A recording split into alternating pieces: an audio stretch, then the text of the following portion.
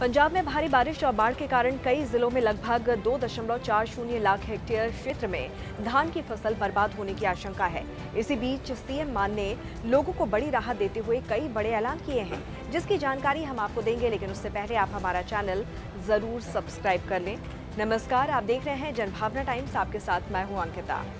बारिश और बाढ़ का जायजा लेने के लिए पंजाब के मुख्यमंत्री भगवंत मान लगातार ग्राउंड जीरो पर मौजूद हैं। शुक्रवार को भी उन्होंने फिरोजपुर और जालंधर जिले के बाढ़ प्रभावित इलाकों में राहत और बचाव कार्यों का जायजा लिया।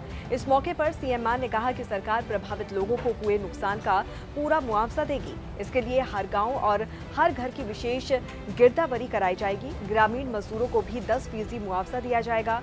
उन्होंने कहा कि कृषि विभाग किसानों की हर संभव मदद कर रहा है। फसलों के नुकसान का जल्द आकलन किया जाएगा। साथ ही उन्होंने कहा कि बाढ़ के कारण मकान ढहने के मामले में सरकार पीड़ितों को 1.25 लाख रुपए और पशुओं के शेड गिरने से हुए नुकसान पर 1 लाख रुपए का मुआवजा देगी।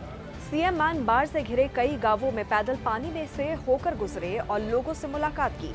उन्होंने कुछ घरों में जाकर भी लोगों के साथ बैठकर बातचीत की। इसके बाद वो सेना की नाव में बैठकर बाढ़ग्रस्त इलाकों और गांवों का जायजा लेने निकले और इस दौरान उन्होंने बाढ़ पीड़ितों को राहत सामग्री भी वितरित की। सीएम मान ने कहा कि पानी के तेज बहाव के कारण कई जगहों पर खेतों में धान की फसल तबाह हो गई है। उन्होंने कहा कि राज्य सरकार जल्द ही किसानों को अधिक उपज देने वाली धान की किस्मों की पनीरी मुफ्त मुहैया करवाएगी। मान ने कहा कि उन्होंने पहले ही कृषि यूनिवर्सिटी पंसीड कृषि विभाग को पनीरी तैयार करने का निर्देश दिया है। पनीरी अगले 4 से 5 दिनों में तैयार हो जाएगी। इसके बाद ये किसानों को मुफ्त बांटी जाएगी। उन्होंने कहा कि राज्य के करीब 15 जिले बाढ़ से प्रभावित हुए हैं, जहां जरूरत पड़ने पर ये पनीरी अन्नदाताओं को दी जाएगी।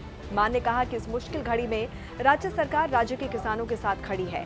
उन्होंने डीसी को गिरदावरी कराने का निर्देश भी दिया है। और इस बीच राहत की बात यह है कि पंजाब के कुछ जिलों में धीरे धीरे बाढ़ का पानी उतरने लगा है। पठानकोट, मोहाली और लुधियाना में लोगों ने राहत की सांस ली है। हालांकि अभी जालंधर जिले के शाहकोट, लोहिया, फिरोजपुर और फाजिलका जिलों में हालात चिंताजनक बने हुए हैं। तो इसे लेकर आपकी क्या राय है, जरूर बताइए। नमस्कार।